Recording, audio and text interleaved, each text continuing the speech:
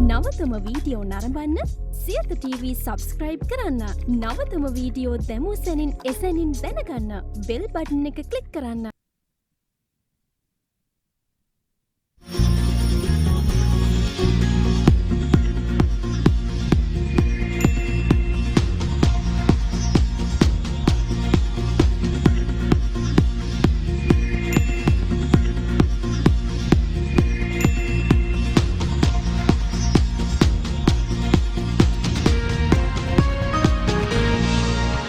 ඔන්න අපේ කිව්වා වගේම අපේ නීතිඥතුමත් එක්ක බොහොම මුණ ගැහෙන්න සූදානම් වෙන්නේ නීතිය පිළිබඳව කතා බහ කරන්න අපිට ටිකක් ගැඹුරුයි කියලා හිතන සමහර තැන් බොහොම සරලව පැහැදිලි කරලා දෙනවා එතුමා හැමදාමත් ඒත් එක්කම නිරන්තරයෙන් කලාවත් එක්ක සම්බන්ධ කෙනෙක් බොහොම ගෞරවයෙන් පිළිගන්නවා ජ්‍යෙෂ්ඨ නීතිඥ සුගත් අඳුන්ගේ මහත්මයා ආයුබෝවන් උතුමන් ආයුර අක්කන්තෝ ආවඩ ඔබේ ගීතේ නිර්මාතෘ නීතිඥ සංගමයේ පානදුර සභාපතිවරයා එහි ඉන්න ජ්‍යෙෂ්ඨම කෙනෙක් විශේෂයෙන්ම මේ අධිකරණය කියන එකත් එක්කම ඈඳිච්ච වචනයක් තමයි මේ නඩු කියන එකත් එක්ක ඈඳිච්ච වචනයක් තමයි ඇදෙනවා කල් යනවා පරක්කුයි ප්‍රමාදයි මේකට තිත තියන්න කාලේ ඇවිල්ලාද කියලා හිතෙනවා විශේෂයෙන්ම අධිකරණවල නඩු පැවරීමෙන් අපි නිකන් විහිළුවටත් කියනවා අම්මෝ ඕක නම් ඉතින් ඉඩම් නඩුවක් වගේ ඒ වගේ කියනවනේ අපි ඒ පිළිබඳව කතා කරා හැබැයි නඩුවකට ගත වෙන කාලය පිළිබඳව මං හිතන්නේ හොඳටම ඇති ගත කරපු කාලේ ඒ නිසා මේ ලෝකෙ විවිධ අංශ අලුත් වෙනකොට වෙනස් වෙනකොට යාවත්කාලීන වෙනකොට ඔබතුමාගේ ශාස්ත්‍රයටත් මේක බලපාලාද තියෙනවා ඒක හොඳ මාතෘකාවක් වගේ ප්‍රශ්නයක් අපේ ශාස්ත්‍රයට බලපාලා තියෙනවා අපේ ශාස්ත්‍රයේ විශේෂයෙන් මිනිස්සු දැනුවත් විශ් ඉතින් මේ පහුගිය කාලේ මේ කොරෝනා කාලේ කියන්නේ COVID-19 ආවට පස්සේ මිනිස්සු දැන් මේ වෙනකොට දිනවකවානු රහිතව නඩුවල තියෙන මිනිස්සු තමන්ගේ බොහොම මේ අපි කියන්නේ මේ අතරමං වෙලා මොනවද වෙන්නේ මොකද කරන්න කියන තත්යකටපත් වෙලා තිබුණ දවසක් තිබුණා. නමුත් දැන් ඒ අතරිනුත් දැන් අපේ උසාවි ගත්තොත් වැඩ කරමින් ගියා. දැන් අපේ දිසා අධිකරණ ගත්තොත් කාර්ය කොරෝනා පටන් ඉවර වෙලා රජයේ වැඩ පටන් ගන්නකොටම පටන් අරගෙන ඉවරයි. සියලුම. මොකද ඒක විශේෂ හේතුවක් තියෙනවා. දැන් අපේ ඉන්නේ දැන්ට දිසා අධිකරණේ අපේ ඉන්නේ ජ්‍යෙෂ්ඨම විනිසුරුවරයා මේ දක්වා. දිසා විනිසුරුවරුන්ගේ ජ්‍යෙෂ්ඨ විනිසුරුවරයා. එතුමා දැන් දිගටම නඩු අහගෙන ගියා. සේවාදායක සුදා ඒ අදාළ ක්‍රමවේදවලට අනුව නිරෝධායන ක්‍රම අර අසංකහ ප්‍රශ්නෙට කෙලින්ම සම්බන්ධ වෙන්නේ අපිට බලපාලා තියෙන තාක්ෂණයේ දැන් අපි ගත්තොත් අපේ දැනට අපි සිවිල් නඩු ගමු අපරාධ නඩු පිළිබඳව අපි පසු කතා සිවිල් නඩු ගත්තොත් දැනට අපේ උසාවියට ওই තාක්ෂණය සහ වැඩපිළිවෙල යොදාගෙන තියෙන ඊමේල් මගින් පළමු අතාවට මං හිතන්නේ එතුමා කඩුවෙල එන වෙලාවෙත් මේ ක්‍රමය යෙදුවා කියලා මට දැනගන්න මං හිතන්නේ පළමු වතාවට අපේ නීතිඥවරුන්ට දැනුම් දෙනවා ඊමේල් වලින් ඔවුන්ගේ ඊමේල් ආපු ගමන් ඔහු කරේ ඊමේල් නම්බර්ස් අරගන්නවා ඇඩ්‍රස් එක අරගෙන සති දෙකකට ඉස්සෙල්ලා සියලුම පාන්දුරු උසාවියේ විනිසුරුවරුන්ට දැනගන්න පුළුවන් තමන්ගේ නඩුව තියෙන දිනය සහ පියවර. ඒ කියන්නේ දැන් ඔබතුමා කියන විදිහට දැන් COVID-19 එක නව කොරෝනා එක යහපත් පැති ගණනාවකුත් අපිට විවෘත වුණානේ. දැන් මේ නවීන තාක්ෂණය යොදා ගැනීම අධිකරණ ශාස්ත්‍රයට මේ දේවල් එකතු වීම දැන් ඔය ඊමේල් එකේ ඉඳලා වයිබර් තාක්ෂණය දක්වා තවත් විවිධ තාක්ෂණ ක්‍රමත් එක්ක දැන් ඒ කියන්නේ ඔබතුමා කියන විදිහට අපිට බෙදුම් නඩුවක් වගේ එකක් මාස 4කින් 5කින් ඉවර කරගන්න පුළුවන් මට්ටමකට මේ තාක්ෂණයත් එක්ක මේ නවීන ක්‍රමත් එක්ක අපිට යන්න පුළුවන් වෙන්නේ. ඔව් දැන් මම දැන් මෙතන මම ඒක අපි වෙනම පියවරක් හැට කතා කරලා මම මේ අදහස් කළේ තාක්ෂණය අපේ විනිසුරුවරුන් යොදා ගන්න හැටි සහ නීතිඥවරුන්ට යොදා ගන්න අසංකහ ප්‍රශ්නේ මුල ඉන්නේ. ඉතින් අර විදිහට දැන්නුවාම ඊළඟ නඩු අපි ගොඩාක් නඩු කල් යන්නේ අර අසංකහ වගේ ඇදෙනවයි කියන්නේ නීතිඥවරයාටත් මතක නැහැ ඩයරිය පිරලා සේවාදායකයට මතකත් නැහැ මොකද වෙන්නේ මොකද්ද පියවර කියලා දින ගන්නවා මාස ගණන් මොහොම යනවා මාස දෙක තුන දැන් සෑම නීතිඥවරයෙකුට සූදානම් තමන්ගේ ඊමේල් එකට ගියවන් තමන්ගේ අහවල් දිනේ අහවල් නඩුවේ අහවල් පියවර තියෙනවා සති දෙකකට ඉස්සලා සියල්ල ලැබෙනවා මොකද සාක්ෂි ලේස්තුවක් උනත් දාන්න ඕන දවස් 14කට ඉස්සෙල්ලා එතකොට නඩු ඉක්මන් කිරීම පිළිබඳව කිසිම ප්‍රශ්නයක් නැහැ මම හිතන්නේ පළවෙනි වතාවට අපේ පාන්දුරු උසාවියේ දිසාධිකරණය මම හිතන්නේ මේ කාරණේ යෙදෙන්නේ අපි සියලුම අනිත් තමයි නීතිඥවරු සමග අඩුපාඩු පිළිබඳව මේ කොවිඩ් එකත් එක්ක සම්බන්ධව සාකච්ඡා කරමින් පවතිනවා නඩුවක් පැවරුවොත් ඊට පහුවෙන්ද හෝ එදාම අංකෙ දෙනවා. දීලා දිනයක් දෙනවා. උත්තර බඳින්න විත්තිකරුවන්ට උත්තර බඳින දිනේ දෙන ගමන් ඒ අතරතුර දිනයක් දෙනවා. ෆිස්කල්ලට ඒ කියන්නේ සිතාසි බාර දෙන්න රෙජිස්ටර් වාර්තා කරනවා. නඩු අපේ නීතිඥවරුන්ට තමන්ගේ ඒ දිනේ අනුව ගිහිල්ලා ෆිස්කල් වාර්තා කරනවාද කියලා බලලා අඩුපාඩු තියෙනවා නම් අර අතරතුරේ පියවර ගන්න පුළුවන්. ඒ කියන්නේ මම කිව්වේ කල්යනයකට අපි දැන් විශාල ඒක හොඳ ක්‍රමවේදයක් නේ ඉස්සර වෙන්නේ. දැන් ඔබතුමා හවුවා වගේ දැන් ඉඩම් නඩුව. දැන් ඉඩම් නඩුවක නම් සාමාන්‍යයෙන් බෙදුම් නඩුවක් වෙනම කාරණා ඉඩම් නඩු විවිධ ඉඩම් නඩු තියෙනවා.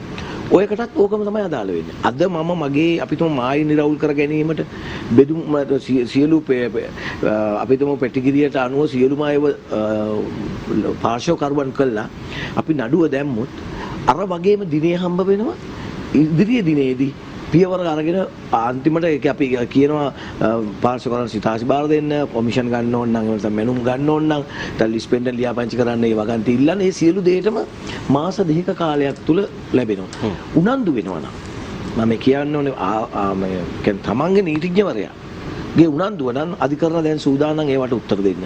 මම මේ කල්පනා ජෙනරලි එහෙම වෙන්න ඕනේ කියලා මගේ ප්‍රාර්ථනාව. නමුත් මගේ අපේ අධිකරණවල දැන් ක්‍රියාත්මකයි. ඊළඟට දැන් මහේස්ත්‍රාත් අධිකරණවල ගත්තත් අපිට ටට්ටක් කරලා දින ටික දුන්නා. දැන් ඒවා නැවත කැඳවිලා විභාග වලට යනවා. මම දැන් විශේෂයෙන් අවධානය කරන්න ඕනේ අසංක දැන් අපිට මිනිහෙකුට අනතුරක් සිද්ධ වෙනවා. දැන් දික්කසන් නඩුවක් දානවා. ඔයා දන්නවද අසංක මගේ කාලේ එක මිනිහෙක් හැප්පුණා මේ ක්ලබ් එකක වැඩ කරන මිනිහෙක් පාරේ යන ගම. අවුරුදු 15ක් 18ක් ගියා වන්දිල්ලන නඩුව විසඳුම රජයේ මේ ඇම්බියුලන්ස් එක හැපුණේ රජයෙන් වන්දි ගන්න නඩුවට යන්න. මම ඒකගේ ජීවිතේ හොඳම කාලේ ඉවරයි. නෑ නඩුවේ තීන්දුව දෙනකොට මිනිහා නැති වුණා. දරුවෝ ලොකු වෙලා බිරිඳටත් එහෙම ඒ ගන්න පුළු බැරි තත්ත්වයට වයසට ගියා. අද ඕකත් එක්ක මම කම්පෙයා කරනවා මේ සම්බන්ධ කරනවා. අද ඇක්සිඩන්ට් නඩුවක් වෙලා මහේස්ත්‍රාත් අධිකරණයේ නඩුව යනකොටම තමන්ගේ තුවාල වලට දිසා අධිකරණයේ නඩුවක් දැම්මොත් මාස 6ක් 8ක් 10ක් ඇතුළත සියල්ල අවසන් කරගන්න පුළුවන්. දැන් උදාහරණයකට ගත්තොත් මම කියන්නම් ඔබ දැන් අනතුරක් හදලා තුවාල කරනවා. මම කියන්නේ මගේ තියෙන අත්දැකීම් සහ අපි කරන විදිය. දැන් තුවාල කරලා අද දින ගේනවා කියමු තුවාල කරලා විත්තිකරුවව උසාවියට ගෙනම එයා වරදකරු කිව්වොත් නම් ඒ වරදකරු කිරීමම අපිට අරගෙන යන්න පුළුවන් දිසාධිකරණයට වන්දි ගන්න. ඒකෙන් Tamanට වෙලා තියෙන හානිය. මිය ගියයි කියමු. අර දරුවන්ට අර මාස 2ක් 3ක් යන්න ඉස්සලා දිසාධිකරණයට ගියොත් දැන් අපේ දිසාධිකරණයට ගියොත් එදාම නඩුවට අංකයක් හම්බ වෙනවා. වහාම විත්තිකර රක්ෂණ සංස්ථාවට සහ ඒ වාහනේ අයිතිකාරයාට රියදුරට සිතාසි ලැබෙනවා. සිතාසි ලැබිලා නැත්නම් ඒ අතරතුර කල් ගන්න පුළුවන් නීතිඥවරුන්ගේ කාර්යක්ෂතාවද අපිටම මාස 3ක් 4ක් යන ඉස්සෙල්ලා වන්දියක් ලබා ගන්න. දැන් රක්ෂණ සංස්ථාවෙන් කියනවා මේක වරද පිළි අරගෙන තියෙනවා නම් එහෙම නැත්නම් වරද පිළිගෙන තියෙනවා නම් මෙන්න මේ මුදල දෙන්න අපි සූදානම්. නැත්නම් විනිසුරුවරයාට තියෙනවා සාකච්ඡා කරන්න සමත කරන්න මේ වන්දිය පිළිබඳව විසඳෙන්න ඕනේ මේ ප්‍රශ්නයයි කියලා කියන්නේ. ඔහුට යම් බලපෑමක් කරන්න. ඒ නිසා මම හිතන්නේ දැන් ආවා මේ සිවිල් නඩු විධාන සංග්‍රහයට සංශෝධනයක් ආවා 2017 අංක 8 කියලා මේ නඩුවට විභාගයට పూర్වයෙන් යම් විසඳන්න ඕන ප්‍රශ්න විසඳලා අදාළ කාරණේ සම්බන්ධයෙන්ම නඩුවකට යන්න. ඒ ක්‍රමයටත් වඩා වේගවත් මම හිතන විදිහට මේ යෝජනා කරන ක්‍රමය. උදාහරණයක් මිනිස්සෙක් මැරෙනවා. ලක්ෂ 40කට වැඩිය දීපලක් ඔහුට තියෙනවා. දරුවෝ 5-6 දෙනෙක් ඉන්නවා. දැන් මොකද කරන්නේ? මේක බෙදා ගන්න නම් දීපල තියෙනවා. අපි මාස 3ක් ඉස්සෙල්ලා දිසාධිකරණයට ගිහිල්ලා අන්තිම කැමැති පත්‍රයක් නැත්තම් දීපල එක දරුවෝ ලියලා නැත්තම් අපි යන්න ඕන. දැන් ওই නඩුවක් අවුරුදු 3 4 5ක් යනකොට අර පොඩි දරුවෝ ඉන්න පවුලක නම් කොහොමද ජීවත් වෙන්නේ කොහොමද ඉස්කෝලේ යන්නේ? අපි දැන් දිසාධිකරණ යන ක්‍රමය දිහා ගත්තාම සන්තෝෂ වෙන්න පුළුවන්. අර මං කෝ වගේ හරියට පාර්ශවකරුවන් කළා ඒ දීපල පිළිබඳව උරුමකාරයපත් කළා නීතිඥවරු ඒ කටයුතු කරනවා නම් මම හිතන්නේ මාස 6ක් 8ක් යනකොට සියල්ලම අවසන් කරලා බෙදා හදාගෙන තම තමන් කොටස් අයින් කරගන්න පුළුවන් තත්ත්වයට අන්තිම පත්‍රයක් නැතුණත් තියෙනවා නම් ඔප්පු කිරීම සඳහා යම් කාලයක් යනවා. ඒකත් ඉක්මනට කරන්න පුළුවන්. ඉතින් ඒ නිසා මේ ඔබ ඇහුව ප්‍රශ්න දෙකටම දෙන්නම තාක්ෂණය යොදා ගන්න හැටි සහ මේ කාලයේදී කොහොමද අධිකරණ කටයුතු කරන්නේ. නිසා කිසිම කෙනෙකුට අවලාද කියන්න බෑ, දොස් කියන්න බෑ. දැන් අධිකරණ කටයුතු ප්‍රමාදයි, නඩු ප්‍රමාදයි. ඇයි මෙහෙම වෙන්නේ කියන කාරණය පිළිබඳව මම හිතන්නේ නීතිඥවරු සවිඥානිකව ඉන්නවා නම් විනිසුරුවරුන්ට සිද්ධ වෙන විනිසුරුවරු සූදානම්. විශාල මං කෝ වගේ අර අපේ දිසාධිකරණ ශේෂ්ත්‍රයේ ඉන්න ජ්‍යෙෂ්ඨ විනිසුරුවරයා ඉන්නේ පානදුර උසාවියේ මේ වෙනකොට. ඔහු අරගෙන තියෙන පියවර ටික අපි සාකච්ඡා කළා මේ ළඟදී අපි පැය 3මාරක සාකච්ඡාවක් කළා නීතිඥවරු. මම කිව්වා බලන්න දික්කසාද නඩුවක්. මම අපිට අත්දැකීම් තියෙනවා. දික්කසාද නඩුවකට අවුරුදු 5 6 7 8 9 10 හබක. එහෙම නෙමෙයි. අදාළ ප්‍රශ්නය ඉක්මනට නීතිඥවරු පියවර අරගෙන බරපතල හබයක් තිබුණත් කැඳවිය යුතු සාක්ෂි මොනවද කියන කාරණය පිළිබඳව අධිකරණය වඩා පුළුල් මැදිහත් වීමක් කරනවා. ඒ නිසා නඩු කල්යෑම ප්‍රමාද වීම කියන එක තවදුරටත් මම හිතන්නේ ප්‍රශ්නයක් නැහැ. මොකද ඒකේ විශේෂ හේතුව ඕකෙන් ප්‍රයෝජන ලබන්නේ ජනතාවමයි. පැහැදිලිවම දික්කසාද වෙන්න ඕන දෙන්නෙකුට අද නඩුව දාලා දිනේ තව සුමානකින් හම්බෙලා සිතාසි බාර දුන්නේ නැහැ කියලා අවුරුදු මාස 6ක් ගිහිල්ලා මුල් දවසේ ගිහිල්ලා උත්තර බඳින්න දින අරගෙන ආයි ප්‍රතිඋත්තරය කියලා දිනයක් අරගෙන හබේ මොකද්ද කියලා බලලා ඔය වගේ දඟලලා අවුරුදු 3-4 යන්න ඕනේ. දැන් උදාහරණයක් විදිහට හිතමු ඒ කාන්තාවට දික්කසාද වීමෙන් දැන් එයාට කොහොමද දරුවෝ නැහැ කියලා. නමුත් ඇය වයසට යනවා. ඊට වේගයෙන් අවුරුදු 3-4ක් යනවා කියන්නේ. ඇයට අවශ්‍යයි වෙනත් විවාහයක් කරගෙන දරුවෙක් ලබා ගන්න. ඉතින් මේ සියලු දේවල් මිනිස්සෙක්ගේ මුළු ජීවිතේටම මේ බාධාවක් නෙමේ කල්ගත වීම කියලා කියන්නේ. ඒ නිසා ඒ පිළිබඳව අපි ඉදිරියේදී කතා කරන්න සිද්ධ නොවේයි කියන ප්‍රාර්ථනාව තියෙනවා. දැන් මේ නීතිඥ මහත්තුරුන්ට මේ නඩුව එහෙම අඩුයිද? නෑ මම එහෙම අහන්නේ. ඔව්. එහෙම අහන්නේ විශේෂ හේතුවක් නිසා. මොකද මේ විත්තිකරුවෝ කෙලින්ම ගිහිල්ලා වැරදිකරුවෝ වෙනවද දන්නේ නැහැ. දැන් මේ ප්‍රවෘත්තියක් තියෙනවා. මීගමුව හිරගෙදර සුරසැපවින්ද කුඩු ජාහර මේ කරපු අය මෙහෙවන්නේ විශේෂයෙන්ම බන්ධනාගාරය ඇතුළේ ඉඳලා. දැන් මෙහෙම එකක් හැදෙනකොට එළියේ ඉන්න අය කල්පනා කරනවා පුනරුත්ථාපනය කරන්න, අච්චු කරන්න, ඒ අයගේ වරදට දඬුවමක් දෙන්න බන්ධනාගාරයට ගියාම මෙයයි මෙහෙම සුරසැප විඳිනවද කියලා. ඒකටම සම්බන්ධයි නීතිපති බන්ධනාගාර නිලධාරීන්ගේ හැමගහයි විශේෂයෙන්ම නීතිපති දප්පුලද ලිවේරා මහත්මයා ඊටාම තදින් ඒ අයට අණ කරනවා හරියට රාජකාරී කරන්න. නැත්තම් ඕගොල්ලන්ට මම රාජකාරී කරනවා කියලා. මේකත් ඊටාම සාධනීය තත්ත්වයක් නේද අපි කතා කළ යුතු. එළියට වඩා ඇතුළ හොඳයි කියලා හිතන සමහර වෙලාවට. ඕක අපි ගිහම සාකච්ඡා කළා. අලුත්ම තත්ත්වය ඕක හොඳයි කියලා කියන්නේ සාමකාමීව දියුණු වෙන රටකට පුරවැසියන් ජීවත් වෙන පවුලකට සමාජයකට ওই තරම් හොඳ දෙයක් සතුටක් නැහැනේ. මම එදා ගිය සති කිව්වා වගේ දරු පවුල් පිටින් විනාශ වෙලා ඉන්නකොට බන්ධනාගාරේ ඉඳලා කුඩු ජාවාරම් මෙහෙවනවා නම් මෙහෙ ඇබ්බැහි වෙන අය ඔක්කොම නැවත එහෙට යනවා නම් මේක ලොකු විනාශයක්. මම අර ඉස්සෙල්ලා කිව්වා වගේ ග්‍රෑම් දෙකක් වැඩිපුර දැම්මහම අප ගන්න බෑ මහාධිකරණය. අනිවාර්ය බොන කෙනෙක් නෙමෙයි සමහරට අල්ලගෙන තියෙන්නේ ජාවාරම් කරන කෙනා බොන්න නැති කෙනා නැත්නම් කීපයක් විකුණ. නමුත් ගේන ප්‍රධානියා නෙමෙයි. අසංක දැන් ඔය පණිවිඩයේදී මම එදා කිව්වේ එකයි ඔය தත්ත්වයට මම කිව්වේ කුඩු මේ රටේ වෙනස් කරන්න නම් අධිකරණ පද්ධතිය සම්බන්ධ විය යුතුමයි. ජනාධිපතිතුමාට සහයෝගය දිය යුතුමයි නීතිපතිතුමා. ඒ වගේමයි වෙනම කාර්යසාධක බලකායක් මම කිව්වේ කොවිඩ් වලට වැඩි ගිය සති මම කිව්වා කොවිඩ් වලට වැඩි බලකායක් අවශ්‍යයි මේ රට මේ කුඩු ප්‍රශ්නෙන් ගොඩ ගන්න තරුණ පරපුර ගොඩ ගන්න. සහ මේ රට විනාශ වෙන එක නවත්තන්න. මේ ලක්ෂයක් ඇබ්බැහි වෙලා ඉන්නවනම් මේ ලක්ෂයම පෞල් ජීවිත අවසానයි. දෙමෝපියන්ගේ ජීවිත අවසానයි, සහෝදරයන්ගේ ජීවිත අවසానයි. එතකොට මේ අයගේ විවාහ ජීවිත බලන්න. දරුවන්ගේ ජීවිත අවසానයි. මේ අපි නොදැනුවත්ව මේ ඇබ්බැහිය කරන මේ පුද්ගලයන් මේ ජාවාරම කරන අය රටට මොනතරම් රටකට විශේෂයෙන් විශාල හානියක් කරනවා. ඒ හානියට මම කියන්නේ කොවිඩ් වලින් අපිට මැරුණේ 11 දෙනානේ. දැන් බලන්න කී දෙනෙක් මේ වෙනකොට අද දිනේ බලන්න කී දෙනෙක් කුඩු අල්ලන අය පවුල් කීයක් මරාගෙනද කියලා බන්ධනාගාරයට යන්නේ. නිසා මේ බන්ධනාගාර හම්බ කරන නිලධාරි මම එක් අවස්ථාවක නඩුවක හිටියා. ඒ අයට නඩු නුදුන්නාම මේ එක්සයිස් ඩිපාර්ට්මන්ට් එකෙන් නඩුවක් දාන වලට පනිනවා කසිප් වලට පනිනවා නම් නඩුවක් දුන්නාම නඩුව අරගෙන යනවා. මුදලාලි කවුද පෙරන්නේ කවුද විකුණන ඒව වැඩක් නැහැ. ඒ නඩුව තමයි කාරණේ. බන්ධනාගාරයට ගියම බන්ධනාගාරෙන් බිස්නස් කරනවා. ඉතින් එතකොට ඊළඟට ග්‍රෑම් දෙකේ මිනිහත් අවුරුදු 2 3 4 5 ඉන්නවා බන්ධනාගාරගත වෙලා. කුඩු කිලෝ දෙකේ තුනේ මිනිහත් ඉන්න සමහර ඒ අය ඊට වේලස්සන එන්න පුළුවන්. ඒකයි මගේ නීතිපති දෙපාර්තමේන්තුව කාර්යක්ෂමව අර කාර්යසාධන බලකායට එකතු කරගන්න. බන්ධනාගාර වලට යන්න ඕනේ. පළපුරුදු වෙන නීතිඥවරුන්ගෙන් සමන්විත කීප දෙනෙක් හදා ගන්න ඕනේ කොහොමද මේ රටේ මේ බන්ධනාගාරේ ඉන්න ලක්ෂ ගණනක් ඉන්නවා. මොකද අපේ කැම්ප් වලට ඒ කියන්නේ අපේ පුනරුත්ථාපන හදුරු වලට කීයද දා ගන්න පුළුවන්. 35යි 25යි 200යි නමුත් හැබැයි වෙලා ලක්ෂ ගණන් කඳවුරු වල ඉන්න තරුණ ජීවිත වලට මොකද වෙන්නේ? ආපු ගමන් ආයි සමාජයට එයා එක මේ ආයි බොන්න ගන්නවා.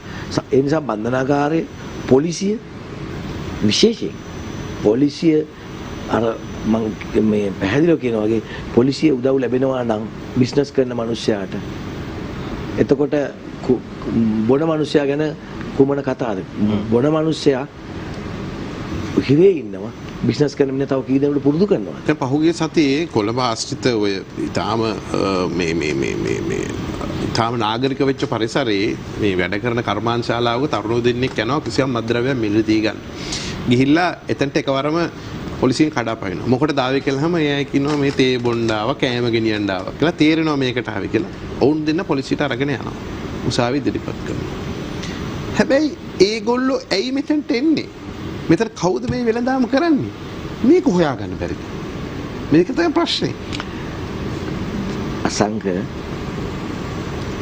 මුංජි කතාවක් කියන්නම් මේ අපි සංවේදී මිනිස්සු හැටියට තරුණ හැටියට ඕගොල්ලෝ අපේ ওই යුද්ධෙත් ඉවර කරන්න බෑ කියලා පිටරටින් එක්ස්පර්ට්ලා පවා ගෙනල්ලා ජෙනරාල්ලාගෙන් අහනකොටත් නෑ නෑ LTT එක කියන්නේ එරික් සෝල්හයිලම මේ ලෝකේ තියෙන බරපතලම සංවිධානය.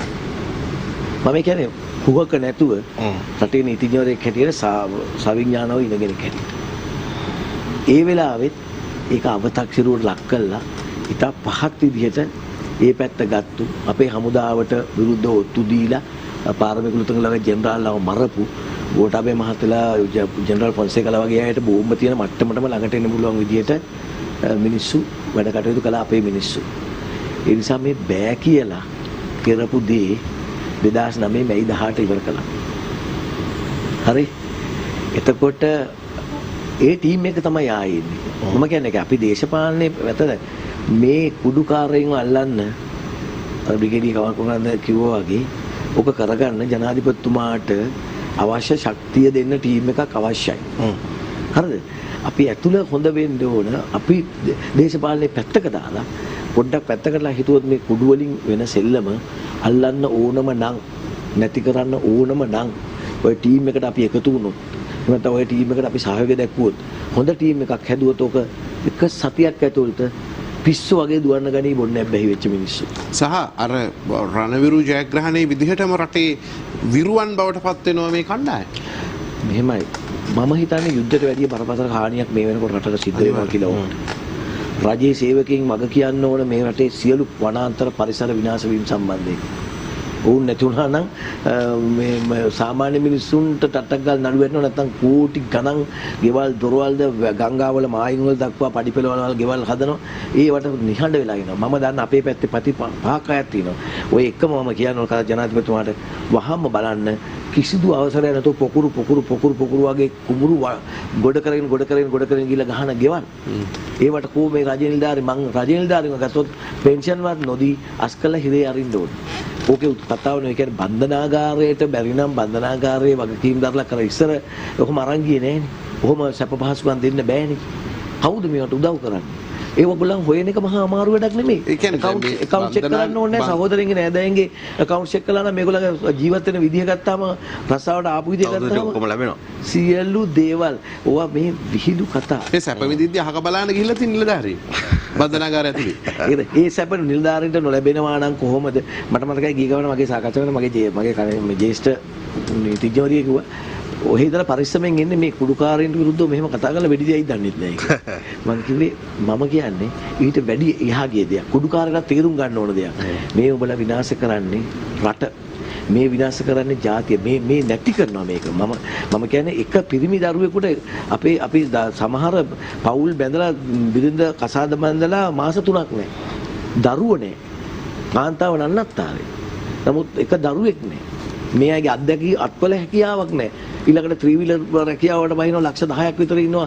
මේ අපේ විශේෂ ප්‍රාගුණ්‍යයක් එහෙම නැත්නම් වෘත්තීය හැකියාවක් නැහැ. අපි විනාශ වෙන අපිවත් දන්නේ නැහැ. ඒකයි මම කියන්නේ කොවිඩ් වලට හැදුවා නම් කාර්ය සාධක බලකාය හදන්න මේ මද්ද්‍රව්‍යයට එරෙහිව විශේෂයෙන් කුඩු වලට එරෙහිව ඉස්කෝලේ පරිස්සම් කරගන්න. ඕක කරන්න පුළුවන්. ඕක අපේ බුද්ධ්‍යංශ වලට අපේ හමුදාවට එක සුමානයකට ලෑස්ති වුණොත් මම හිතන්නේ ජනාධිපතිතුමාට කිසිසේත් මේ බය වෙන්න ඕනේ නැහැ. කරන්න පුළුවන්. මම කියන්නේ රටට එන එක නැවකින් හරි කොහෙන් හරි රටට දානවා නම් 5-6 දිනක් කුඩු ගෙනෙයි.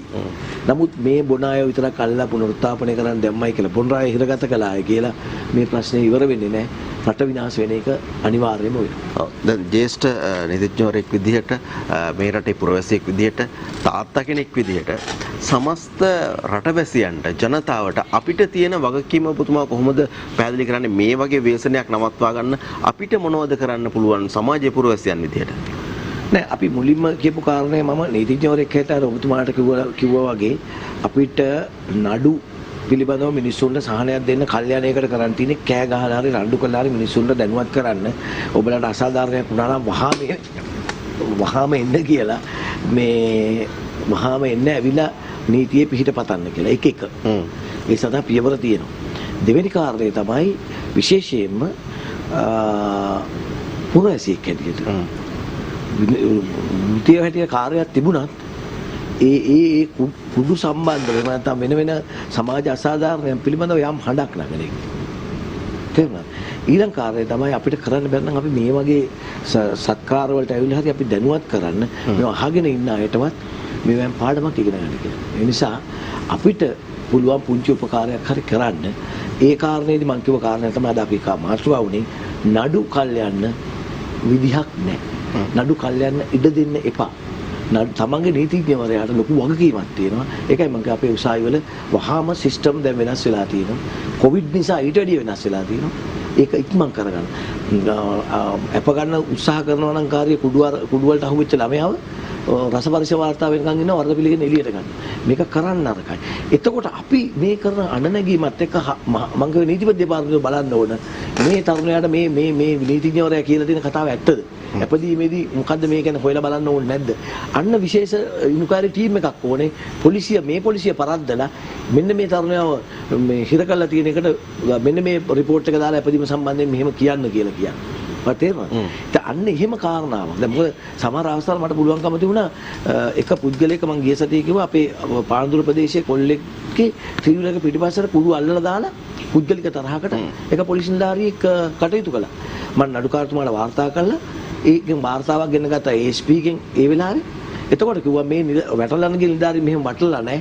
CCTV වල අහුවෙන වෙනත් කාන්තාවක් සංගම මේ කරන ප්‍රශ්නේ. අන්තිමට හයිකෝර්ට් එකේ මාස 3ක් විතර ගිහලා තුනා ඒවලේ නීතිඥවරයෙක් ප්‍රමාදය තුනා මම ගිය ගමන්ම අධිකරණයට කිව්වා. එතකොට ඉතින් දැන්ට හොමගම ඉන්න මිනිස්සු දමිතටවත් මහන්නේ මම විවෘතව එතුමත් එක්ක කතා කරන්න පුළුවන්. මොකද මේ වාර්තා බලන්න. ග්‍රෑම් දෙකට වැඩි මේ තරුණයා කොහොමද ඉන්නේ කවදාවත් කුඩු බුයිපු කෙනෙක් නෙමෙයි. මේ ඒවලේ මම දුන්නා. අන්න දැන් ඉන්න මහාධිකරණ නිසා මේ සියල්ල හොයන්න බෑනේ. උන්ගේ සීමාව විතර. ඒ නිසා මම කියන්නේ ඒකයි. කුඩු සම්බන්ධයෙන් ගත්තත් වෙනත් ප්‍රශ්න ගත්තත් වෙනම ටීම් එකක් අවශ්‍යයි. මේ අයව අභිභවයන් අර කමල්ගුණන්ද මහත්මයා කිව්වාගේ බැරි නම් වෙන ටීම් එකකට එන්න ඉඩ තියන්න. මොකද ඒ ටීම් එක ඊට වැඩිය සාර්ථක ටීම් එකක් වෙන්න පුළුවන්. මේ අය මෙහෙම දැන් ඔය කියන මීගමුවේ බන්ධනාගාරේ ඔය ටික තියෙනවයි කියලා දන්න නිලධාරි සියලු දෙනා වග කිය යුතු නැද්ද? අනිවාර්යයෙන්. එතකොට මම කියන්නේ අපි සියලු දෙනා මේ සමාජයට වග කියන්න ඕනේ. අපි අඩුපාඩුකම් තියෙනවා. අපේ ප්‍රශ්න තියෙනවා. අපිට කේන්ති යනවා. අපි රණ්ඩු කරනවා. හැබැයි අපේ ඇතුලේ ඉන්න ඕනේ මිනිහෙක්. මේ රටට ආදරය කරන ඉතිහාසය ගැන දන්න දරුවන්ට මේකයි වෙන්නේ රටට මේකයි වෙන්නේ කියන එක තේරුම් ගන්න. ඒ නිසා මම හැමතිස්සෙම කියන්නේ ඕනෑම කෙනෙක් පක්ෂ දේශපාලනයක් නැතුව ලොකු දැනුමක් තියෙන්න ඕනේ රට යන්නේ කොහෙද අපි යන්නේ කොහෙටද කියලා. රටට ආදරය කරන්නේ නැත්නම් අඩුම ගානේ තමන් වයසට ගියාම වැඩිහිටි වියටපත් වුණාම තමන්ගේ දරුවුණු පුරන්ට කියන්න තමන් මොනවද කරේ කියලා රාජකාරිය කියන්න ලැජ්ජ නැතුව කියන්න පුළුවන් ගෞරවාන්විත රාජකාරියක් කරා කියන කාරණාව වෙනුවෙන් වැඩ කරා හොඳටම ඇති. ඒක රටට බොහොම වැඩදායී වෙනවට කිසිම සැකයක් නැත. සුගත් අඳුන්ගේ මහතත් එක්ක අපි කතා බහ කරමින් ඉන්නකොට නීතිය පිළිබඳ වටිනා කරුණු කාරණා බොහොමයක් මම කැමතියි මේ නඩුවක් පවරන්න යන කාලය පිළිබඳව තියෙන කරුණු පිළිබඳව ටිකක් අවධානය යොමු කරන්න. මොකද මේක ටිකක් මිනිස්සුන්ට තියෙන ප්‍රශ්න හරි තැනක්. ඒ නිසා එතන පොඩ්ඩක් ලිහාගෙන ගියොත් හොඳ වෙයි අපේ කතාව තුළ. ඔව් දැන් තරංග ඕනම දෙයක් කරන්න කාලයක් තියෙනවනේ. දැන් මේ කොරෝනා කාලය නිසා සමහරවිට සමහර දේවල් අතපසු වෙන්න පුළුවන්. දින පනින්න පුළුවන්. ඒ නිසා තමයි මම කිව්වේ දැන් අපේ අධිකරණ වල දැන් ඔය ඇඳි නීතිය තියෙන දවස්වල යම් අතපසු වීමක් වෙලා තියෙනවා නම් ඒ වෙනුවට දින පැන්නා නම් අපේ දිසාධිකරණය කියලා තියෙනවා මිනිස්සු මේ නීතිඥවරුන්ට දියුරු පෙස්සමක් සහිත අදාළ කාලය සම්බන්ධ කළ සේවාදායකයන් දියුරු පෙස්සමක් කරගෙන ඒ නඩුව පවරන්නේ එතකොට ඒ අනුව සලකා බලන්න පුළුවන් ප්‍රමාද වීමට හේතු කියන එක. එහෙම නැතුව නඩුවක් පැවරීමට යන කාලය කියලා කියන්නේ අපි හිතමු ඒකට කියන ප්‍රෙස්ක්‍රයිබ් වෙනවා කියලා. දැන් උදාහරණයකට ගත්තොත් අනතුරක් කරගත් වුණොත් ඒ අනතුර වෙලා වසර දෙකක් ඇතුළත නඩුවක් වන්දි නඩුවක් පැවරුවේ නැත්නම් පවරන්න බෑ. අවුරුදු දෙකක් ඇතුළත කරන්න ඕන. දෙකක් ඇතුළත යන අපි මේවා සාකච්ඡා කරලා තියෙන කාරණා. නමුත් මේ අලුතෙන් ප්‍රේක්ෂක එකතු වෙනවා, උන්කන් දෙනවා 100ට එකතු වෙනවා. අවුරුදු දෙකක් ඇතුළත පවරන්න බැරි වුණොත් ඒ නඩුවෙන් වන්දි ගන්න බෑ. දැන් ගොඩාක් අය ඇක්සිඩන්ට් එක වෙලා මහේස්ත්‍රාත් අධිකරණය යන ගමන් ගොඩාක් කල් යනවා, සල්ලි වියදම් යනවා කියලා ওই වැඩේ කරන්නේ නැහැ. නමුත් Taman දන්නේ නැහැ දිසාධිකරණ නඩුවක් දාන බවට ඒ රියදුරට සහ අයිතිකරුට වාහනයේ අයිතිකරුට හෝ දෙන්නටම සහ ලීසින් කම්පැනියට ඒ කියන්නේ ලීසි පහසු අරන් දෙන කම්පැනියට එහෙම තියෙනවනම් නැත්නම් රක්ෂණ සංස්ථාවට ලීසින් කම්පැනියට මම රක්ෂණ සංස්ථාවටත් පාර්ශවකරුවක් කළ නඩුවක් දැම්මොත් හරිද? ඒ නඩුව මාස 6ක් යනත් ඉස්සර මම ඉස්සෙල්ලා කිව්වා වගේ ඉවර වෙන්න පුළුවන්. මම තුවාල වෙලා ඉගෙන ගන්නම් මම පුළුවන් ලක්ෂ 10ක් ඉල්ලනවා නම් රක්ෂණ සංස්ථාවෙන් කියනවා නම් මම අපි ලක්ෂ 5ක් දෙන්නම් කියලා. අර නිකන් ඉන්න මිනිස්සයා අපිටම මහේස්ත්‍රාත් උසාවියේ මාස 3කට වරක් නඩුවක් ගිහිල්ලා එන මිනිස්සයා සිවිල් නඩුවක් පිළිබඳව කල්පනා කරුවොත් තමන්ගේ වන්දි පිළිබඳව තමන්ට පුළුවන් ඒක විශාල සහනයක් ලබන්න. රැකියාව නැති වෙනවා, දරුවන්ගේ අධ්‍යාපනය අඩපණ වෙනවා, තමන්ගේ වාහනේ කැඩිලා යනවා. මේ සියල්ලටම පිළිතුර තියෙනවා මාස 6ක් 8ක් ඇතුළත මහේස්ත්‍රාත් අධිකරණයේ නඩුව ඉවර වෙන්නත් ඉස්සර වෙනවා. සමා වෙන්න දැන් ඕකට පොඩ්ඩක් සම්බන්ධ කාරණාවක් කියලා මට හිතෙනවා. මගේ අතේ තියෙනවා ලංකාදීප පුවත්පත බුද්ධි කොස්තාපල්ගේ මරණය නීති සිසුවාට ඇප වෛද්‍යවරයෙකු විසින් කොළඹ ජාතික රෝහල අසල රුපියල් ලක්ෂ 79ක් කොල්ල කෑමේ සිද්ධියේදී එම සැකකරු අත්අඩංගුවට ගැනීමට ක්‍රියා කළ රාජ්‍ය බුද්ධි සේවයේ කොස්තාපල්වරයෙකු රියානතුරකට ලක් කිරීමේ සිද්ධියේ සැකකාර නීති ශිෂ්‍යයා රුපියල් ලක්ෂ 5ක් බැගින් වූ ශරීර ඇප දෙකක් මත මුදා හැරීමට කොළඹ අතිරේක මහේස්ත්‍රාත් එස් ප්‍රභාකරන් මහතා ඊයේ නියෝග කරා කියලා. දැන් මේ සුවිශේෂ බොහොම ගෞරවාන්විත පොලිස් කොස්තාපල්වරයෙක් රට වෙනුවෙන් සේවය කරපු. නමුත් ඒක කරන්නේ මිනිස්සෙක්. හැබැයි නීති ශිෂ්‍යයෙක් කියලා එතන පොඩි උලුප්පා දැමීමක් තියෙනවා. ඔහු නීති ශිෂ්‍යයෙක්ද වෛද්‍ය ශිෂ්‍යයෙක්ද කියන එක නෙමෙයි. ඔහු වැරදිකරුවෙක්. කරලා නැහැ තාම. ඔහු සැකපිට තමයි ඔහුව මේ අත්අඩංගුවට ගෙන තියෙන්නේ. කොහොම හරි ඔහුව මුදා හැරලා තියෙනවා අප මත. මෙවැනි කාරණාවලදී ඉතා ඉක්මනින් අර පවුලම අසරණ වෙනවා. ඔය චන්ද්‍රරත්න මහපිටිගම මහත්මයාගේ දියණියගේ ඒක තවත් කාරණාවක්. ඔව්. මේක තවත් කාරණාවක්. ඔව් ඒක දැන් පහුගිය දවස් ටිකේ මේ ඔබතුමා කියන්නේ මතු කරන්නෙම රියානතුරු ගණනාවක් සිද්ධ වුණා. ඔව්. මේ ඔය කාරණේදී අසංක රටේ නීතියත් එක්ක බලන්න ඕන. දැන් ඔය අපිට දැක්කා මේ ඇක්සිඩන්ට් එක වෙන වෙලාවේ සෑහෙන වේගයකින් තමයි මේ වාහනේ යන්නේ. ඒ පැමිණෙන වාහනේ වේගයෙන් එනවා. නමුත් මේ හරවන වාහනයත් කිසිම තැකීමකින් තොරව රෝද උඩ යන්න හරවන්න. ආන්න හරි. මම කියන්න හැදුවේ ඒකයි. අපදීම සම්බන්ධයෙන් දැන් අවධානය යොමු කළේ දැන් ඔය නඩුවලදී එන්නේ රථ වාහන නඩු. අපේ නීතියේ තියෙනකොට 298 වගන්තිය කියලා අපි සාමාන්‍ය සඳහන් කරන්නේ. දැන් රථ වාහන නඩුවල නොසැලකිල්ල අපරීක්ෂාකාරී ධාවනය ඔය කාරණා තමයි චෝදනා එන්නේ. හරිද? එහෙම නැතුව මනුෂ්‍ය ඝාතනයක් කිරීම, මනුෂ්‍ය ඝාතනය, සාවද්‍ය මනුෂ්‍ය ඝාතනයක් කිරීම එහෙම නැත්නම් වෙනත් ඒහා බරපතල ගණයකේ නීති කොටාසේ නෙමෙයි යෝක තියෙන්නේ. එතකොට ඇක්සිඩන්ට් එකක් කියන එකට බොහෝ වෙලාවට පොලිසියනුත් අප දෙන්න පුළුවන්. ඒ වගන්තියට. පොලිසියනුත් අප දෙන්න. දැන් ගොඩක් වෙලාවට ඒ සමත විය හැකි නඩු එහෙම නැත්නම් සමත මණ්ඩලයට යවිය යුතු නැරි නඩු කියන කොටසත් මේක වැටෙනවා. එතකොට දැන් ඇක්සිඩන්ට් නඩුවක් හැටයි මේක ගන්නේ. දැන් ওই ශිෂ්‍යයා නීති ශිෂ්‍යයා කියන කාරණය නෙමෙයි වැදගත් වෙන්නේ. ওই ශිෂ්‍යයා වාහනේ පදවලා තියෙන වේගය, වාහනේ පදවලා තියෙන නොසැලකිල්ල, අපරීක්ෂාකාරී බව ඔන්නේ කාරණා ටිකයි වැදගත් වෙන්නේ. එතකොට ඔහුව බන්ධනාගාරගත කළයි කියලා පරීක්ෂණ වලට හානියක් වෙන්නේ නැහැ. සාක්ෂි සටහන් කළා ඉවරයි. එතකොට ඒ සම්බන්ධයෙන් සමාජයේ කැළඹිලා උද්ඝෝෂණ කරනවා මොනවා හරි කරනවා කියලා පොලිසිය වාර්තා කරන්නේ නැහැ. ඒ නිසා මම පුද්ගලික ධර්ම මතේ තමයි බීලා අනතුර කළා තියෙනවා නම් අප අඩු මාසෙන් මාස 3-4ක්වත් නොදිය යුතුයි කියලා වෙනම පනතක් ගේන්න ඕනේ කියන කාරණේ පිළිබඳව අඩු මාසෙන් මැරිච්ච පවුලට ඒ දිනවලට මෙයාගේ තියෙන දේපොළ වලින් හරි රාජසන්තක කළා වහාම පියවර සපයන්න ඕනේ කියන සිස්ටම් එකක් ඕනේ කියන කාරණේ පිළිබඳව දැනට එහෙම එකක් නැහැ. දැනට එහෙම එකක් නැහැ.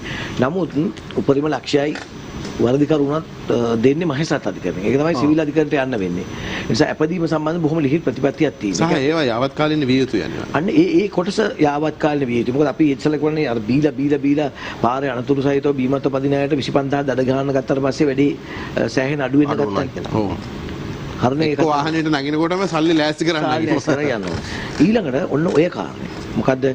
අඩු වයස්කාර දැන් මගේත් පවුලේ මගේ ඥාතියෙක් නැති වුණා අවුරුදු 18කට ළමයි මෝටර් සයිකලෙන් ගිහිල්ලා වගේ ගිහිල්ලා පාරේ හරහාට ගෙදර යනකොට මගේ නැන්ද කෙනෙක් හප්පලා එතනමයි නැන්ද මලා. ඒ ළමයටත් අප දුන්නා රිබන් කරේ නැහැ. ඒ ළමයි ඉස්පිතාලෙට යමු නිසා. දැන් බයිසිකලේ ගන්නකොට දෙමව්පියන්ට ඊළඟට ළමයාට ඒ සිස්ටම් එකේදී මම ඔය නීති ශිෂ්‍යයා කියන කාරණයට වැඩිය බලන්න ඕනේ අනතුරු සිද්ධ කළ බීමත්ව හිටියා නම් ඒ තැනේදී නීතිය වෙනස් වුණා පොඩි ප්‍රමාණයට දඩ ගෙවන ඒවා සහ ඔයකුත් කාරණා බීලා හිටියොත් 1 ලක්ෂ ගණන් ඔය සම්බන්ධයෙන් අපි තව නීතිය ටිකක් ඉස්සරහට ගිහිල්ලා කෙනෙක්ව බීලා ගිහිල්ලා අධික වේගයෙන් ගිහින් පැහැදිලිව නොසලකිලිමත් ලෙස මරණයක් කළා තියෙනවා නම් වහාම අවුරුද්දක් හරි කුඩුකාරයෙකුට වැඩි විනාශයක් නේ කළා තියෙන්නේ.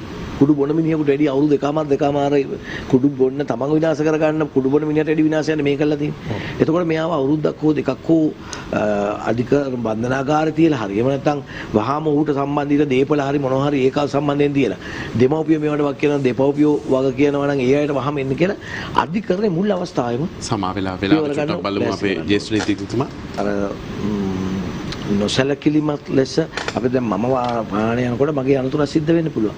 එතකොට ඒක පොලිසියත් එක්ක සාකච්ඡා පොලිසියට කියලා පොලිසියුත් අප දෙන්න පුළුවන්.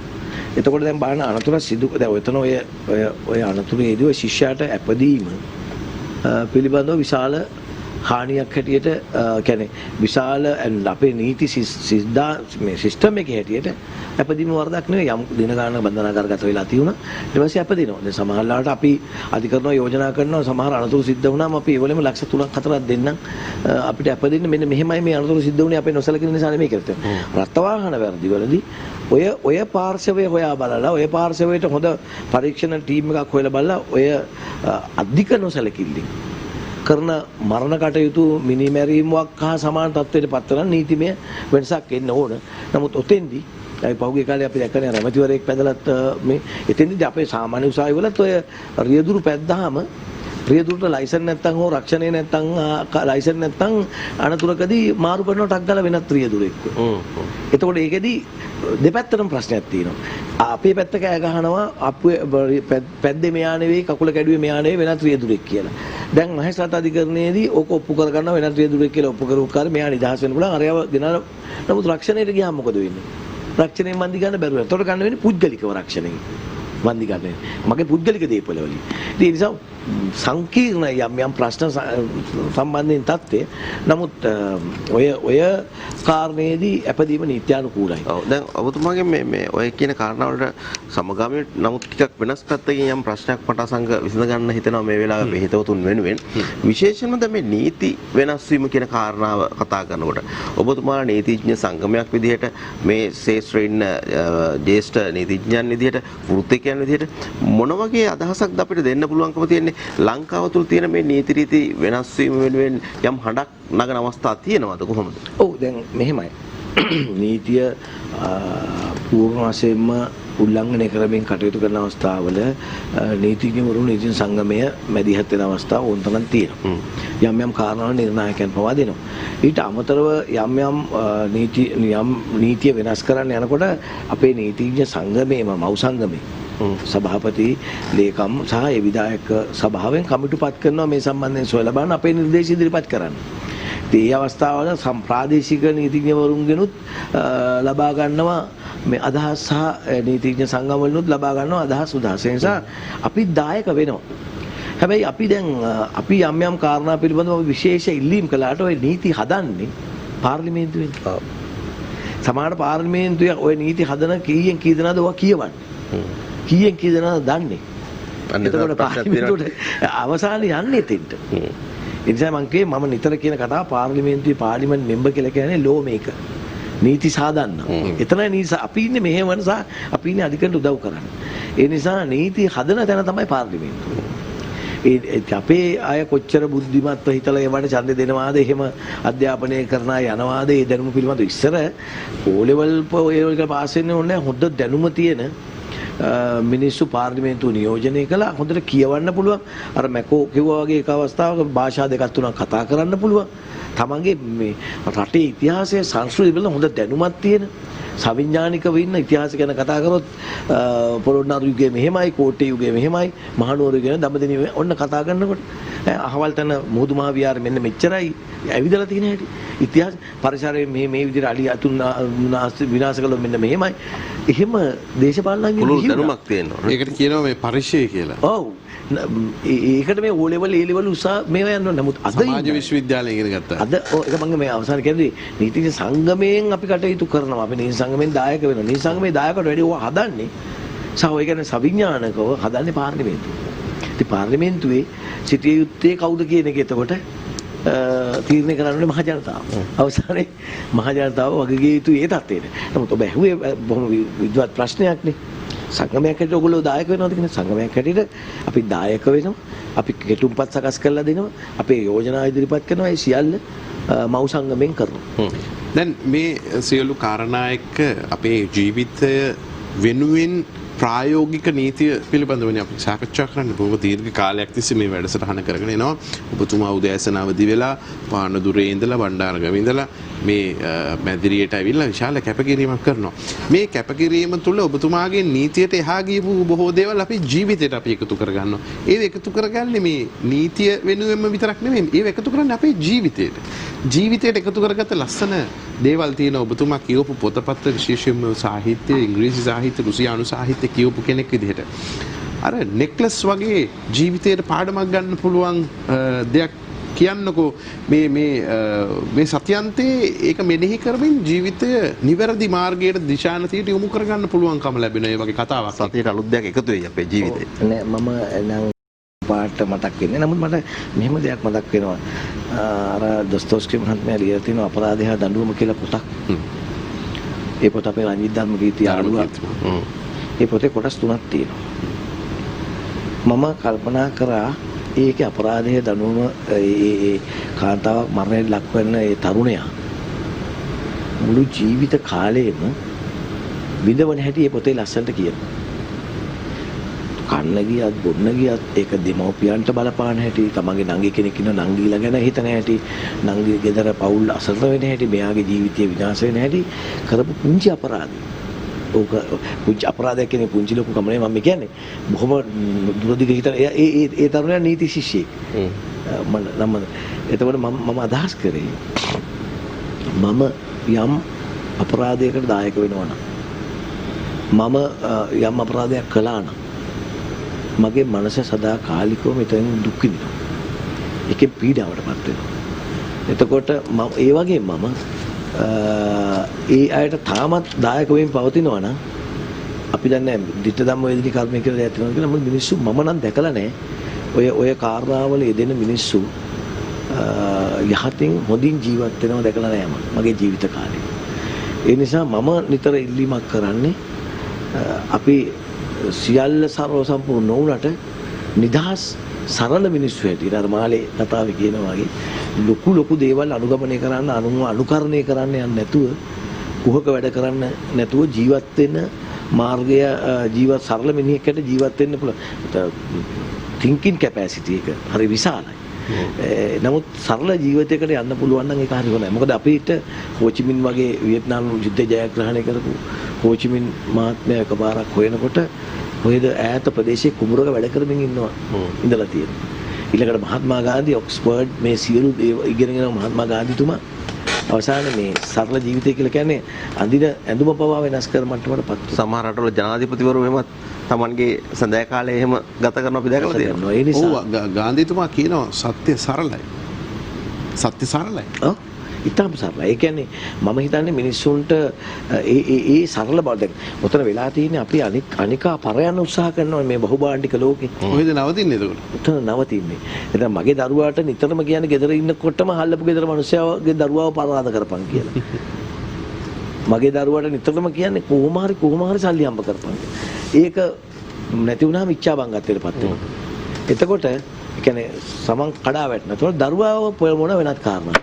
ඒතකොට සමාජෙ පිරිහෙන්න ගන්නවා. අන්තිමට ඒ දරුවා වෙනත් දෙයකට පෙළඹෙනවා. ඒ නිසා මම නිතර කියන කාරණා තමයි ලද දෙයින් සතුට වෙන්න පුළුවන්. ඒ වගේම අපි මහා විශාල මිනිස්සු වෙන්න යන්න බෑ. අපිට නීතිඥවරු හැටියට අපි හිතමු අපිට ගොඩාක් දේවල් කරන්න යන්න බෑ. නමුත් අපිට පුළුවන් දේ කරන්න උත්සාහ කරන්න ඕනේ. අපිට පුළුවන් දේ උත්සාහ කිරීමේදී අඩුපාඩු යෝජනා චෝදනා ඕන තරම් එනවා.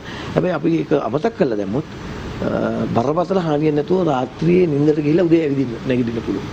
ඒකයි බලාපොරොත්තු නේ. ඒ කාරණාව ඇතුලේ ගොඩාක් දේවල් කරන්න බෑ කිව්වට විශාල කැපකිරීමක් කරලා මේ උදේ පාන්දර අවදි වෙලා මේකත් ලොකු දෙයක් තමයි. මේ රටේ ඉන්න මිනිස්සුන්ට නීතිය පිළිබඳව කතා කරන එක ඉතාම වටිනවා. ඉතාම වැදගත් වෙනවා. මිනිස්සු නීතිය පිළිබඳව හුඟක් අය දන්නේ නැහැ. ඒ අඩුපාඩුව තමයි ඒ රික්තය තමයි ඔබ සම්පූර්ණ කරන්නේ. ඔබට දැනට සතුට කොහොමද මේ වැඩසටහනක් අවසන් වුණාට පස්සේ? ඔව් ඒ තරංග එක ප්‍රශ්නයක් මිස්සුනාර නඩු පවරන කාල සීමාව පිළිබඳව අපි කතා කරේ ඇක්සිඩන්ට් නඩුවක විතරයි. තවත් නඩු කීපයක් ගැන අපිට කතා කරන්න පුළුවන්. දැන් අන්තිම කැමැති පත්‍රයක් නැතුව මිය ගිය කෙනෙක් හෝ කැමැති පත්‍රයක් තියෙනවා නම් මිය ගිලා මාස 3ක් ඇතුළත එන්න ඕනේ. චෙක් පතකින් වංචාවක් වුණා නම් අවුරුදු 6ක් යන ඉස්සෙල්ලා යන්න ඕන. ඒ වගේ කාල සීමා තියෙනවා ගොඩාක් තියෙනවා. අපි වෙන දවසක නැවත කතා කරමු ඒ ගැන. නමුත් තියෙන සතුට කියන්නේ මුළු සතියෙම ඉතින් ජීවත් වෙනවනේ මේකේ. මොකක් හරි දෙයක් ප්‍රශ්නයක් දැක්කොත් හිතනවා අද 100ට මට ඊළඟ සතියේ ගිහිල්ලා කියන්න පටන් ගන්න පුළුවන් මේ කාර්යය. මොකක් හරි දෙයක් දැක්කොත් මම පත්‍ර වෙනකොට මම දකිනවා දැන් අද මගේ සූදානම තුන ඔළුවේ කියන්නේ මේ ලීසින් කියන මේ ෆිනෑන්ස් වලින් ඇවිල්ලා මේ විදිහට උස්සගෙන යන්න බෑ පොලිසිය එන්ට්‍රි දැම්මත් කියලා ඒ කාරණේ මම අපි එන සතියේ මහේස්ත්‍රාත් හරි ඉතුරු කරලා තියමු. මට යම් ප්‍රශ්න වගේ තියෙනවා. පැමිණීම කටුලන්දට හරි ඉතුරු කරලා තියමු අපි. තවත් නීතිඥවරුන්ට අපේ මිත්‍රයින්ට. ඒ නිසා මම හිතන්නේ අපි මේ සතියේ ජීවත් වෙන අපේ ඇස හැරෙන මේක පුංචි පොඩි උත්තේජනයක්. අපිට පොඩි පුංචි දෙයකින් හරි අපිට පොඩි අවබෝධයක් ලබා ගන්න පුළුවන්. ඒ නිසායි මම කිව්වේ එකයි අපිගේ පොඩි අඩුපාඩුකම් තියෙනවා නම් අපිට ඒක හැදෙන්න පුළුවන්. ඒ නිසා සතිය ජීවත් වෙන්න මේක හොඳ පිටුහලක්. ප්‍රශ්නත් එක්කම තමයි ජීවත් වෙන්නේ නේ. ප්‍රශ්න එක්ක සතුටින් ප්‍රශ්න බාරගත්තොත් එහෙම ඒ ප්‍රශ්නය විසඳ ගන්නත් පුළුවන්. අනිත් එක මේ හැමදේම තාවකාලිකයි. අපි මේ වෙලාවේ මේ අත්විඳින සතුට ඊටාම තාවකාලිකයි. ඉන්පසු ලබන වේදනාව ඒද තාවකාලිකයි. ඉන්පසු කන්දක් පල්ලමක් කන්දක් එහෙම තමයි ජීවිතේ ගලාගෙන යන්නේ. සාමාන්‍ය මිනිස්සුන්ට අපිට කේන්ති යනවා ප්‍රශ්න ඇති වෙනවා ඔය කොම එනවා. ඒ නමුත් අර මේ දැන් අපිට මේ ප්‍රෝග්‍රෑම් එක මේ වැඩසටහන අපි අවුරුදු දෙකක් තිස්සේ කරගෙන ආවා. කොවිඩ් කාලෙත් අපි මහේෂ් කඩුලන්ද මහත්තයලාව ලක්පුර මහත්තයලාව දාලා කළා. දැන් අදත් මම ඇවිල්ලා කතා කළේ අපි ඔය උදව් කරන්න පුළුවන් යම් මාර්ගයක් තියෙනවද මිනිස්සුන්ට. මොකද අපිට සැහැල්ලු වෙන්න පුළුවන්. අපිට වටපිටින් එන හානිකර දේවල් අඩු වෙනවා නම් පමණයි. එතකොට හරි සැහැල්ලුවෙන් ජීවත් වෙන්න පුළුවන්. ගෙදර වුණා ගිහිලා ගොඩාක් ප්‍රශ්න ටිකක් එකපාර වක් කරනවා නම් මරි බරයි යගනේ. මනස බරයි. ඒක නැති කරගන්න හොඳම දේ තමයි අපි ගාව තියෙන දෙයකින් තල්ලු කරලා පොඩි උදව් දාලා ඒ අයව ඉස්සරහට තල්ලු කරනවා. මම ඒ විදිහට නීතිඥ ශාස්ත්‍රයේ ඉන්න ජ්‍යෙෂ්ඨ කෙනෙක් මේ කළු කබායට එහා ගියපු ඔහුගේ තියෙන මනුෂ්‍යකම, ඔහුගේ තියෙන කලාවට තියෙන හිතවත්කම මේ සියල්ල අපිට හොඳට දැනුණා අද දවසේ කතා බහ තුල. හැමෝටම හරි වටින කාරණාවක්. ඔබේ ශේෂ්ත්‍රයේ මොනවා වුණත් සතුටින් ඉන්න යමක් කරන්න. ඒ සඳහා ඔබට ඉඩකඩක් වෙන් කරගන්න පුළුවන් නම් ජීවිතේ හැමදාමත් සතුට ඔබ ළඟින් තියාගන්න පුළුවන්කම ලැබෙවි. අපි ස්තුතිවන්ත වෙනවා නීතිඥ සංගමයේ ගෞරව සභාපති ජ්‍යෙෂ්ඨ නීතිඥ සුගත හඳුන්ගේ මහත්මයාට බොහොමත්ම ස්තුතිවන්ත වෙනවා තරංග. නිදුක් නිරෝගී චිරජීවනයේ ලැබේවා කියලා ආයුෂ බොහෝ වේවා කියලා ප්‍රාර්ථනා කරනවා. ඔව් බොහොම ස්තුතියි සියතට සහ සියතේ සියලුම මම හිතන්නේ මේක ලොකු කැපකිරීමක් හදනවා. අපි පැයකට වැඩි කාලයක් හිටියා. ප්‍රෝග්‍රෑම් එක වෙනස් කරලා තියෙනවා. සියතේ පරමාර්ථයත් ඕකයි. මම හිතන්නේ ඔබලගේත් පරමාර්ථය අපි ප්‍රාර්ථනා කරනවා දිගින් දිගටම මේ වැඩසටහන නව මුහුණුවරකින් ඉස්සරහට යන්න අපි කරගෙන යමු කියලා බොහොම ස්තුතියි සියලු දෙනාට. දැන් ඔබතුමාට නිදුක් නිරෝගී චිරජීවන සැලසෙනවා කියලා අපි ආශිර්වාද කරද්දී මුළු රටටම මේ වෙලාවේ අපිත් එක්ක ඉන්න හැමෝගෙම නිදුක් නිරෝගී භාවය ඉතාම වැදගත් වෙනවා. අද වෙනකොට පිළිකාව කියලා කියන එක බොහොම සුලභව පැතිරලා යනවා. ඒ නිසා ඒ පිළිබඳව දිනපතා අලුත් වීඩියෝ සහ ප්‍රවෘත්ති නැරඹීමට ඉහත බටන් එක ක්ලික් කර සියත TV subscribe කරන්න.